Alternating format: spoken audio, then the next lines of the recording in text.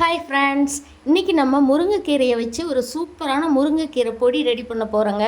இது இட்லி, தோசை, சாப்பாட்டுக்கு எல்லாத்துக்குமே ரொம்ப சூப்பராக இருக்கும். இது எப்படி செய்கிறதுன்னு பார்க்கலாம் வாங்க. இதுக்கு நான் ஒரு கட்டு முருங்கைக்கீரை மார்க்கெட்டில் வாங்கிட்டு வந்தேங்க. உங்களுக்கு பக்கத்தில் மரம் இருந்து கிடைச்சதுனாலும் நீங்கள் அது மாதிரி வாங்கிக்கலாம். இந்த கீரையை நல்லா கழுவிட்டு நிழலில் வச்சு உலர்த்தி எடுத்துக்கணுங்க. வெயிலில் காய வைக்கக்கூடாது. இந்த முருங்கைக்கீரையில் ஏராளமான நன்மைகள் இருக்குங்க. இரும்பு சத்து இருக்குது, மலச்சிக்கலை நீக்கும், நல்லா பசி எடுக்கும். இது மாதிரி நீங்கள் டெய்லி சாப்பாட்டில் சேர்த்திக்கும் பொழுது உங்களுக்கு முடி உதிராமல் இருக்கும். ஒரு சிலருக்கு நிறைய முடி கொட்டும் தலையில். இது மாதிரி நீங்கள் முருங்கைக்கீரையை சாப்பிடும் பொழுது உங்களுக்கு முடி கொட்டாமல் இருக்கும். இப்போ நான் இந்த கீரையை எடுத்து நிழலில் உலர்த்தி பாருங்கள், இந்த மாதிரி கிறிஸ்பி ஆகிற அளவுக்கு இதை உலர்த்தி எடுத்துக்கிட்டேன். இப்போ இதை எப்படி செய்கிறதுன்னு பார்க்கலாம் வாங்க. இப்போ இதை ஒரு பாத்திரத்தில் சேர்த்து வறுத்துக்கலாம்.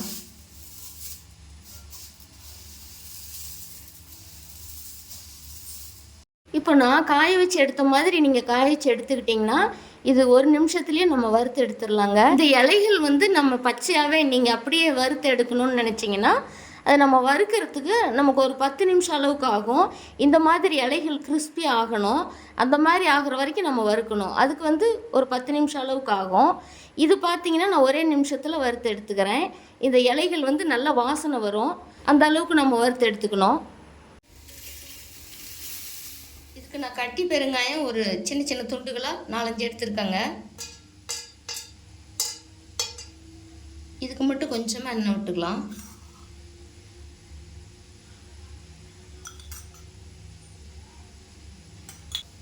இது உளுத்தம்பருப்பு, கடலைப்பருப்பு ரெண்டும் சமாளம் எடுத்துருக்கேன். இதை பருப்பெல்லாம் சும்மாவே வறுத்துக்கலாம். இந்த பெருங்காயத்துக்காக நான் கொஞ்சம் எண்ணெய் விட்டேன். இந்த கட்டி பெருங்காயம் பொரியணுன்றதுனால. இது வரமிளகா காரத்துக்கு நான் ஒரு 10 மிளகாய்க்கு போட்டிருக்கேன்.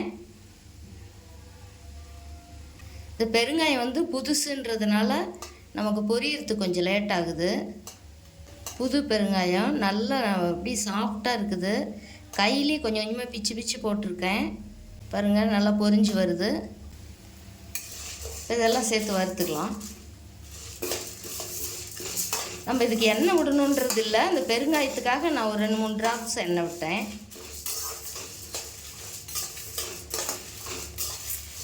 இந்த பருப்பெல்லாம் நல்லா நமக்கு பொன்னிறமாக வரணும். அதே சமயம் தீஞ்சிடக்கூடாது.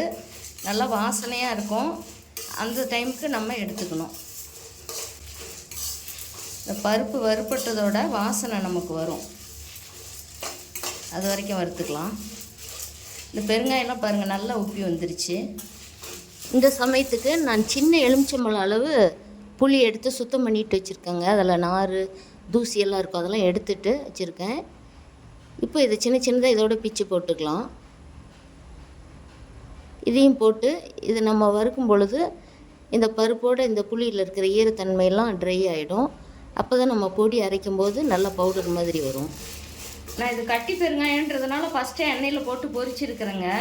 நீங்கள் தூள் பெருங்காயம் தான் இருக்குது அப்படின்னா இது நம்ம வறுத்து இறக்கிறதுக்கு முன்னாடி ஸ்டவ் ஆஃப் பண்ணிவிட்டு நம்ம இந்த சூட்லேயே அந்த தூள் பெருங்காயத்தை போட்டுக்கிட்டோம்னா போட்டு ஒரு கிளறி விட்டோம்னா நம்ம கரெக்டாக இருக்கும். இப்போ பாருங்கள், பருப்புலாம் நல்லா மணமாக வருது, கலர் மாறி வருது. இந்த சமயத்துக்கு நம்ம ஸ்டவ் ஆஃப் பண்ணிடலாம். இதை ஆற வச்சு ஒரு மிக்ஸி ஜாரில் சேர்த்து பவுடர் பண்ணிக்கணும். ஸ்டவ் ஆஃப் பண்ணிடலாம். இதுக்கு தேவையான அளவுக்கு கல் உப்பு சேர்த்துக்கலாம். இது நல்லா ஆறுனதும் நம்ம ஒரு மிக்ஸி ஜாருக்கு மாற்றி இதை பவுடர் பண்ணிக்கலாம். இதை ஒரு ஜாருக்கு மாற்றி இதை ஃபஸ்ட்டு அரைச்சிக்கலாம்.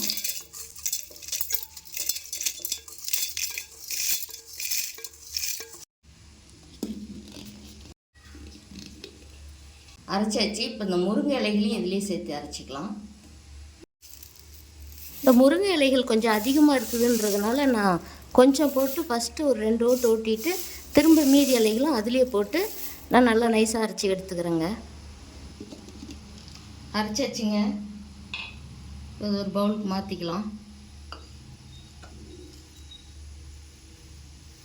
முருங்கைக்கீரை பொடி ரெடி ஆகிடுச்சிங்க. இதே போலவே நீங்களும் செஞ்சு பாருங்கள். செஞ்சு பார்த்துட்டு இந்த வீடியோ பிடிச்சிருந்தால் லைக் பண்ணி ஷேர் பண்ணுங்கள். உங்களுடைய கருத்துக்களை கமெண்ட் பாக்ஸில் சொல்லுங்கள். மறக்காமல் சப்ஸ்கிரைப் பண்ணுங்கள். தேங்க்யூ.